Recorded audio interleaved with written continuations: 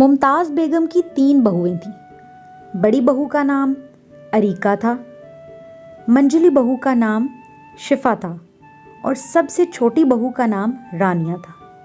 वो तीनों आपस में वैसे तो बड़े ही हुस्न सलूक से और खुश रहती थीं, लेकिन सिर्फ एक मामला था जिसमें उन तीनों में लड़ाई झगड़ा ही रहता था, और वो था एक चूल्हे का मामला। तीनों जब भी किचन में जाती तो उनकी किसी न किसी बात पर ज़रूर लड़ाई हो जाती, क्योंकि वो तीनों ही नहीं चाहती थी कि वो एक ही किचन में एक ही चूल्हे पर खाना पकाएं। वो तीनों अलहदगी चाहती थी, इसीलिए किसी न किसी बात पर उनकी लड़ाई हो जाती। अरीका बेटा, दोपहर के खाने का वक्त हो गया है। किसने खाना बनाना है? अभी तक कोई भी किचन में नहीं गया। मेरा तो भूख से बुरा हाल हो रहा है। वो माँ जी, खाना बनाने की बारी तो मेरी थी, लेकिन मेरी कमर में बहुत दर्द है, मुझसे खाना नहीं बनाया जाएगा। इसीलिए आप शिफा या रानिया में से किसी को कह दें कि वो दोनों आज मेरे हिस्से का खाना बना लें। ठीक है बेटा, कोई बात नहीं। ऐसा करो, तुम दवा लेकर जाकर आराम करो। मैं शिफा या रानिया में से कहती हूँ कि उन दोनों में से कोई एक तुम्हारे हिस्से का खाना बना दे। ठीक है माँ जी, अब मैं जाकर आराम कर लूँ। शिफा भाभी, अगर आप खाना बना ही रही हैं तो ऐसा करें कि मेरे और माँ जी के लिए एक एक कप चाय भी बना दीजिएगा। मेरे सर में बहुत दर्द है और माँ जी भी चाय का कह रही थी। अरे वाह, क्या मैं तुम लोगों की नौकरानी हूँ जो भी काम है तुम लोग मुझी से आकर कहोगे? शिफा ना हुई नौकरानी हो गई।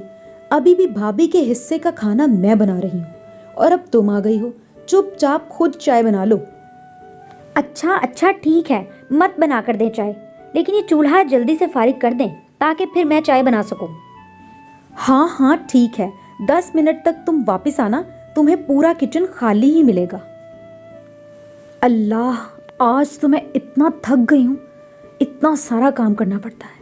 काश कि मेरा अकेली का एक किचन होता, सबका अलग अलग किचन होता तो मुझे पूरे ख़ानदान का खाना ना बनाना पड़ता, सिर्फ अपना ही बनाना पड़ता।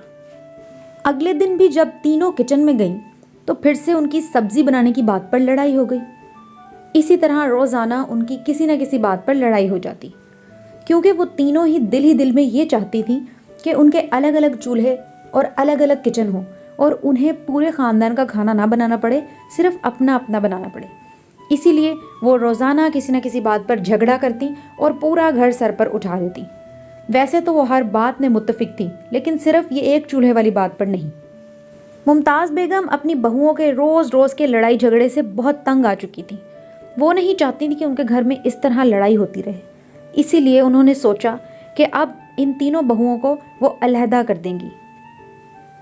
देखो बेटा, मेरी तो यही ख्वाहिश थी कि मेरी तीनों बहुएं इकट्ठी एक ही किचन में खाना बनाएं और इत्तेफाक सलूक से रहें, लेकिन तुम लोग बाज नहीं आ रही। इसीलिए मैंने फ़ैसला किया है कि तुम तीनों को अलग कर दूं। अब तुम तीनों अलहदा अलहदा पोर्शन में रहोगी। बड़ी वाली नीचे, मंझली वाली दरमियान में और छोटी वाली सबसे ऊपर।